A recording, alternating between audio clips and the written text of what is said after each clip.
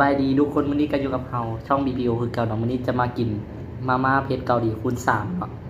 ซึ่งก็ตามคำเรียกร้องของแต่ละคนเนาะก็บอกให้เฮากินแบบนี้กันเนาะการเสียเวลาเฮาจะมาเริ่มกินกันเลยเนาะก่อนที่จะลืมกดไลค์คลิปนี้ให้ฮอต10ไลค์นำในเด้อก็เป็นกำลังใจให้เฮาเฮ็ดคลิปใหม่ๆนำในเด้อเฮามาเริ่มกินกันเลยเนาะ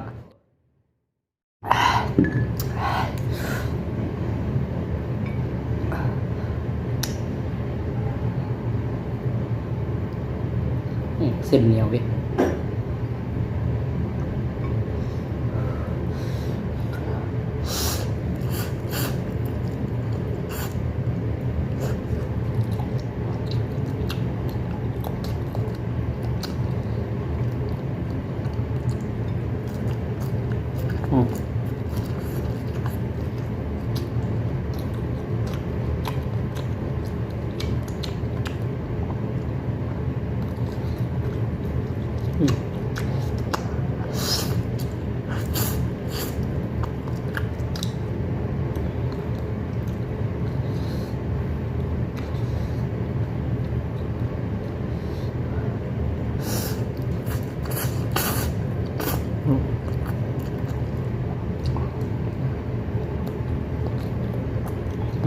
ขนมชีสแซ่บ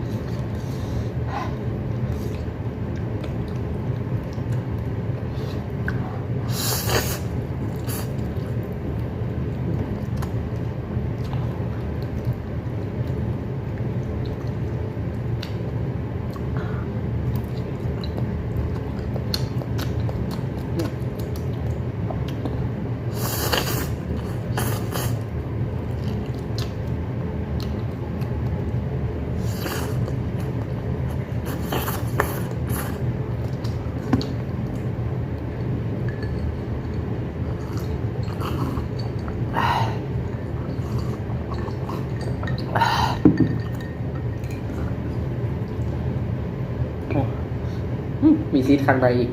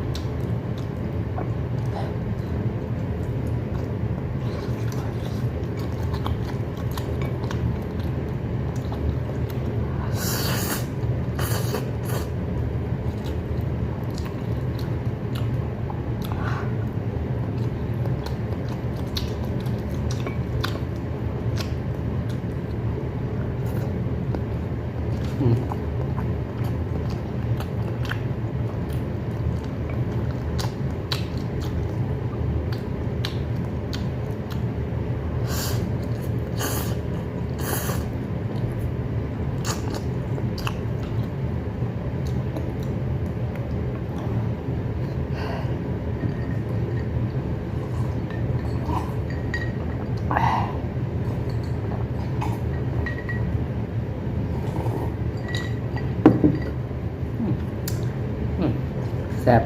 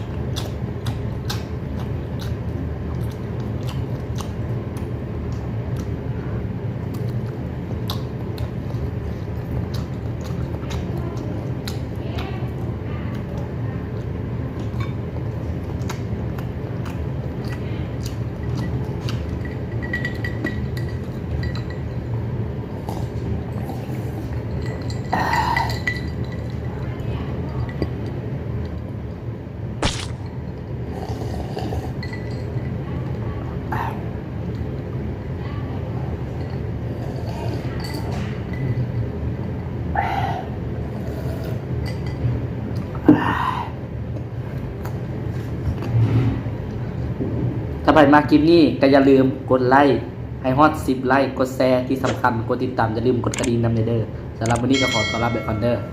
บ๊ายบาย Hey, sipping on that walk and it's heavy now. Hey, running on my guap and it's steady now. Hey, I didn't want that top and it's been a while.